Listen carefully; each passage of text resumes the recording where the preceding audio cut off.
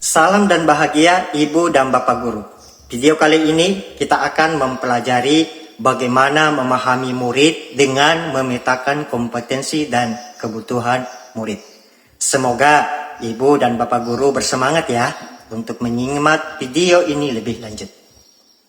Pernahkah Ibu dan Bapak Guru berpikir berapa persen murid yang terlibat penuh saat pembelajaran?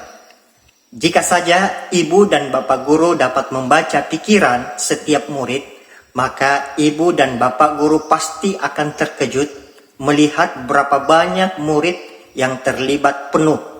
Kita dapat mengetahuinya dari perhatian yang tidak terfokus, pandangan kosong, dan murid yang tampak tidak memahami bahan ajar. Silahkan buka halaman 43. Nanti jajan apa di kantin ya? Ibu mengharapkan Aduh, suara Bu Guru gak kedengeran. memahami Bosan. jenis bunyi bahasa, dongeng, perintah. Aduh, ini apa ya bacanya? Wah, gangguin Ati di sebelah ah.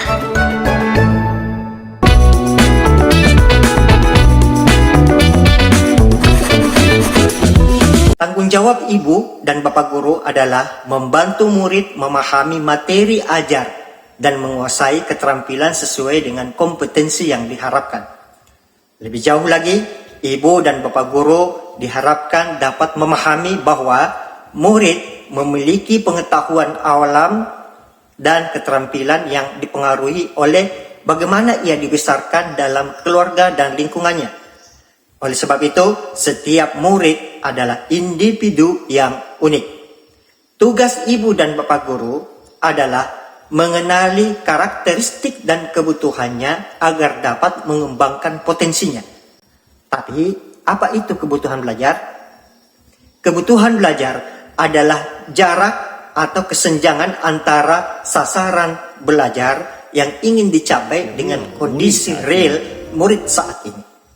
Maka ada 3 faktor yang mempengaruhi kebutuhan belajar. Pertama, pengetahuan, keterampilan, ketertarikan atau antusiasme. Untuk lebih memahaminya, mari kita simak contoh berikut. Anak-anak, hari ini Ibu akan memberikan tugas membuat poster dengan tema anti perundungan. Ini Ibu tunjukkan beberapa contoh posternya ya. Silahkan kalian buat posternya sendiri sekarang ya.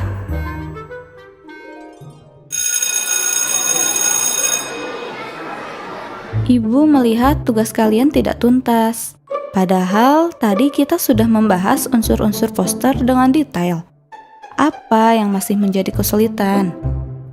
Saya tidak suka menggambar, Ibu. Gambar saya jelek. Tidak seperti contoh poster yang bagus-bagus tadi. Kalau kamu, Iha?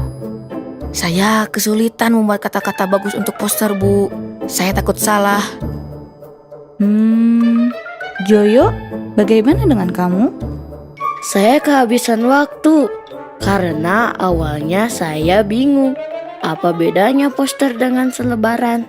Dari gambaran ilustrasi tersebut, sebelum menyampaikan materi tentang poster, Ibu Monik sebaiknya mengenali pengetahuan awal murid-murid tentang topik tersebut.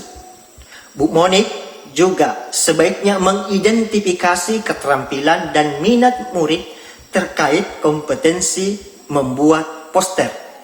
Dan ternyata Yoyo belum memiliki cukup pengetahuan tentang apa itu poster. Ternyata keterampilan berbahasa Iha lebih terbatas dan tingkat antusiasme Butet rendah, karena ini bukan hal yang ia kuasai. Jika Ibu dan Bapak Guru mengalami hal tersebut, kendalanya bukan terletak pada kompetensi murid atau metode belajar yang tidak cocok.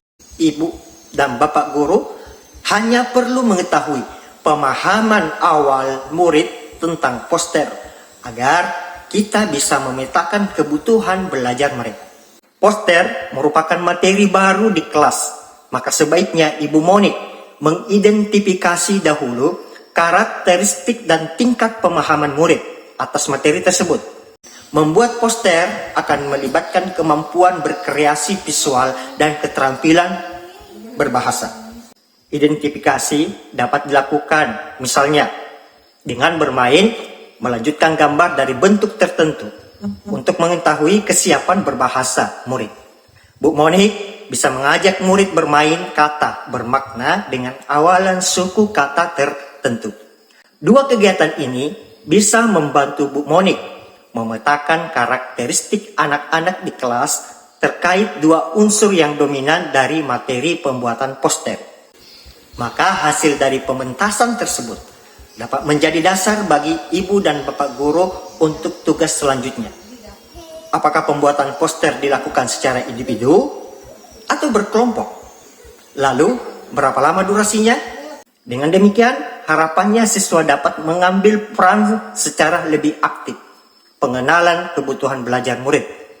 Perlu ibu dan bapak guru lakukan karena ini akan membawa murid pada rasa kebermampuan. Jika murid mengalami kesulitan, ibu bapak mengenalinya secara objektif. Hal apa yang masih menjadi kesulitan? Sehingga proses perbaikan bisa dilakukan dengan lebih spesifik dan terarah sekarang. Coba ibu dan bapak guru amati lebih jeli hal-hal berikut di kelas masing-masing. Siapa murid yang paling jarang menjawab atau merespon pertanyaan dan ajakan di kelas? Siapa murid yang tugasnya sering tidak tuntas? Dan siapa murid yang sering melamun di kelas? Apakah bapak dan ibu guru sudah tahu mengapa murid tersebut jarang merespon pertanyaan? Apakah bapak ibu dan bapak guru sudah mengetahui mengapa murid tidak tuntas mengerjakan tugas? Ataukah mengapa murid tersebut sering melamun? Semoga tidak ada lagi jawaban seperti ini ya, ibu dan bapak guru. Karena anaknya memang begitu. Selamat menyelami kelas masing-masing ibu dan bapak guru. Semoga dengan semakin mengenali kebutuhan belajar murid di kelas dapat menjadi lebih dalam dan bermakna. Selamat belajar ibu dan bapak guru yang hebat. Salam sukses selalu.